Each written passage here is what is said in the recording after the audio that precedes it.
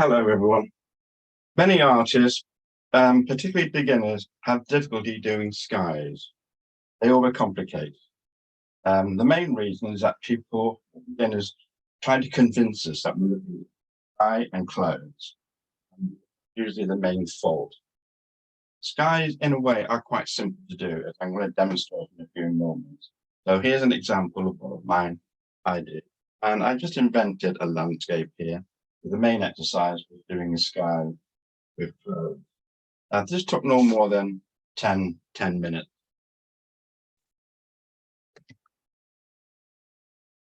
Example number 2, same approach, done very quickly in a very loose and spontaneous way. Again, no more than 10 minutes on a landscape that I just invented in my head.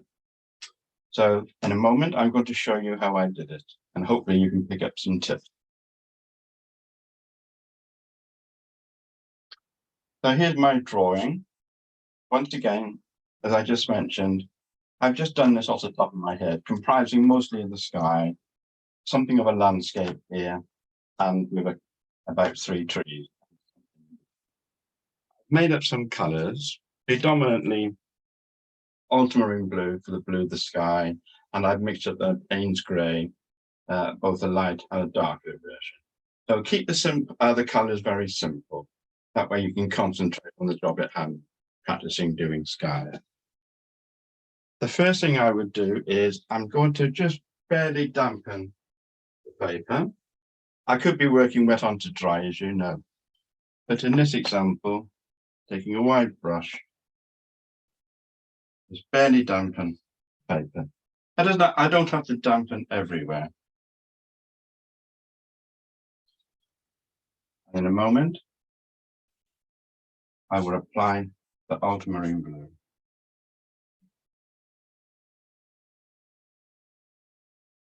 Taking a number 8 brush, I give the mixture a little bit of it, using the side of the brush. And there we go. And now, of course, you must resist the temptation of wanting to fiddle. I've got the paper on a slight angle here, so gravity will help me. And I leave it. Yes, we know the temptation is to come in now and start to fiddle, but don't, leave it. You'll be surprised after a few minutes how that will even out.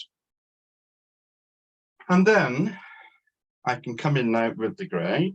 I'll come in with the light grey first, and we'll have a cloud here. Now remember, this is wet, which is fine. What will happen then, of course, is 2 colours will bleed together. I'm still using the same brush on its side. Don't be afraid. There we go. Cloud number 1. Then I'll come over to this middle section. I like to leave some of the white paper showing. Cloud number 2. And then again, in this section, cloud number 3.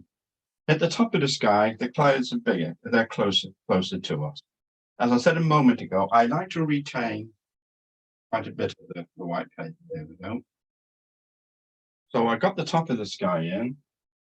As we go back, or go down towards the horizon, we are in effect going further back. So here the clouds can become smaller. I can take them through those trees because the trees will be darker. So as you can see, a simple exercise, but main thing is to avoid rebrushing and overpainting. I can gather up those beads of colour in a moment, or what I can do is tilt it in the opposite direction, and of course they will run back on themselves. But I want to keep the exercise simple to give you some tips. Further back again, use the point of the brush this time. Now I've only taken roughly probably a minute to achieve this on the sky. Okay, if I want to now, I can mop up leaves here.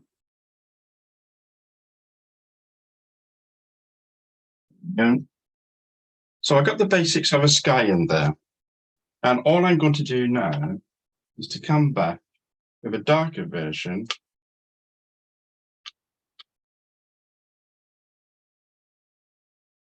And I can tilt the paper a little bit on itself. There we go. Just to put in some darker areas, possibly at the bottom of the crown. As you may know, is the darker area. It's reflecting the air. So I'm doing a little bit of tweaking, but at the same time, keeping everything simple, no overpainting.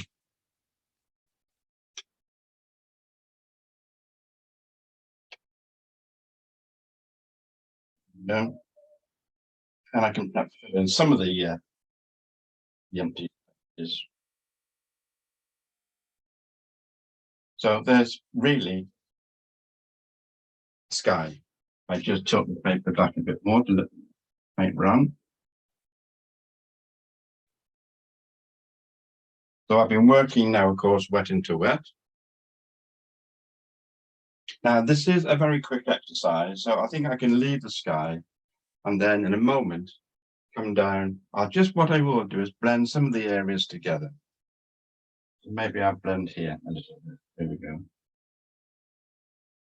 Here we go. And then leave it.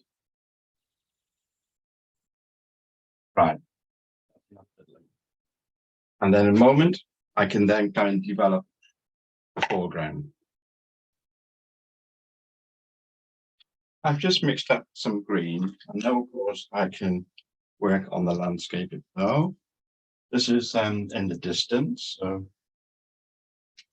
color, this green is quite light there. Okay, I can darken it a little bit. Some blue.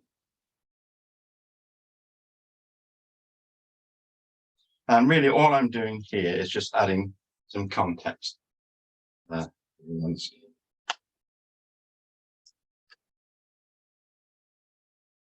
trees, perhaps in the distance there. And so as you can see, I'm just loosely putting in foreground to represent fields and trees. And I got 2 trees marked out here. I'll come to those now. The green now, of course, can become darker.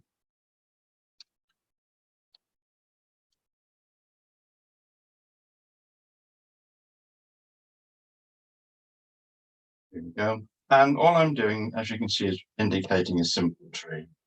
Suggestion. Perhaps change the green. This time I use some hooker's green. Come to this one here. And repeat the process. Don't make them complicated.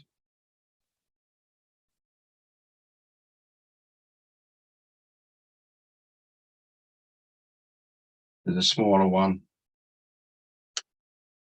Maybe just here.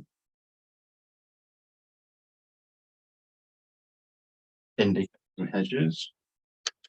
So as you can see, keep things simple when you're learning.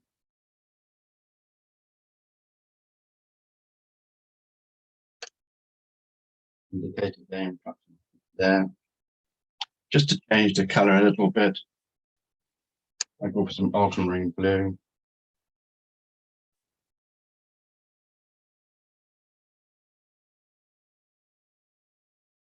Then possibly go back and just darken this tree. I'm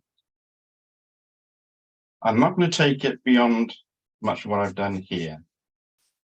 And then just indicate the tree trunks. I'll keep it simple again. Just paint paint.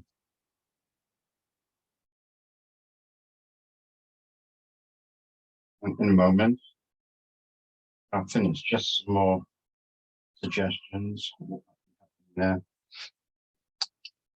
Possibility or a hint here. Okay, we put Right, I'm going to leave this at this point.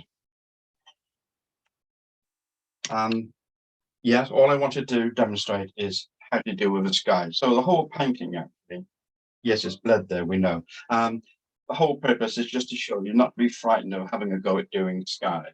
So the whole exercise has probably taken me no more than 5 minutes. So give it a try.